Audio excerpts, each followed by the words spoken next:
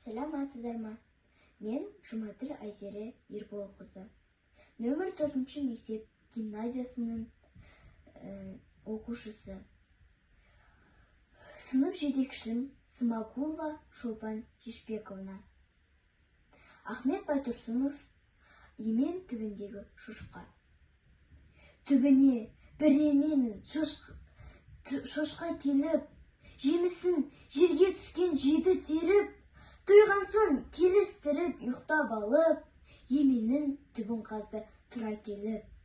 Шошқаға сол уақытта сөз айтады, ағашын басындағы құзғын көріп, тамырын қазып ашып тастаған соң, қалмай ма емен қорап күйіп сынып. Қурамай тұрған менен не ол сеп, қорасын маған салса күйіп кетсін, қайғырымнан уайым жеп. Құдайым жемісімнен айырмасын, қылатын мені семіз солар ғой тек, сол шақтан сүкінір етіп сөйлеп.